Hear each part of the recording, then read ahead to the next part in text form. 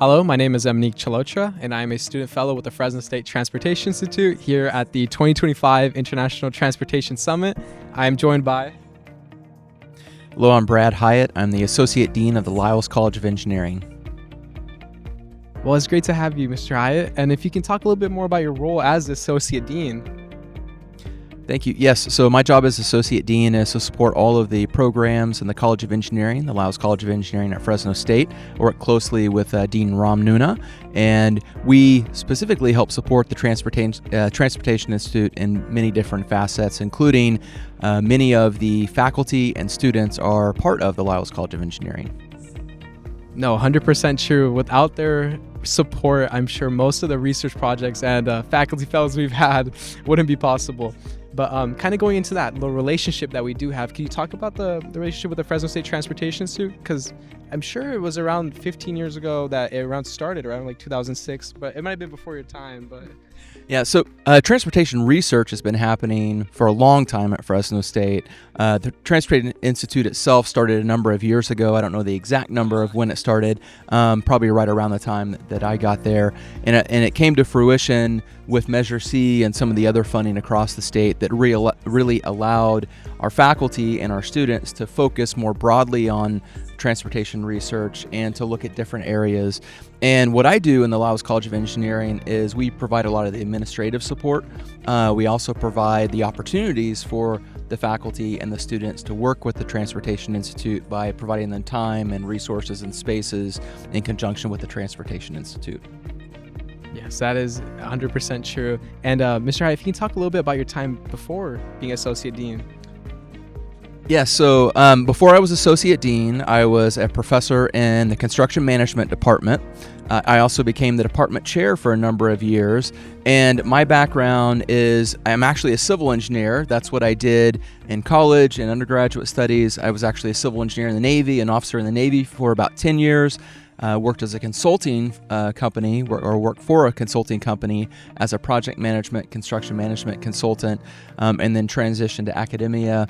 I've been at Fresno State for about 15 years, as I said before, and one of the highlights of the time that I was in the construction management department was really working with students, both on student projects, student competitions, and research, and it really laid the groundwork for what I do now in the College of Engineering. No, definitely. And did you happen to always see or envision your career path ending up as first applying as a civil engineer, your knowledge, then teaching it, and now at the administrative level? Definitely not. I would say that all the decisions that I've made within my career to do a myriad of things, it's always been the opportunity that's been presented. I never envision myself doing many of those things when I was an undergraduate student in college, but I think just having an open mind and looking at what was in front of me, looking at the opportunities, working hard in whatever I did, developing great relationships with the people around me, and I think that's really what has allowed me to get to where I am. And definitely, if you would have asked me 20 some odd years ago when I was in college if I was going to be an associate dean, I would have probably laughed in your face, but it's been an enjoyable time. That's good. And kind of like touching on the note, like you mentioned, relationship, mentorship, what's like a piece of advice that you'd give to like a civil engineering student, like looking from the perspective of like almost 15-ish years?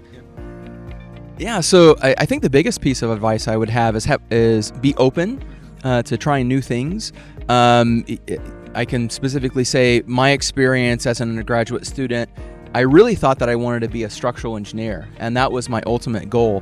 But by doing internships, by working with faculty on research projects, I decided over time that that's not really what I was interested in, and I gravitated towards the construction management, construction engineering side of things, and that's where I ended up going, and that was the best decision I ever made. So, but without those internships, without those job experiences, and without working with faculty on research, I never really would have understood that that's what I wanted to do, and that's the path that I ended up taking.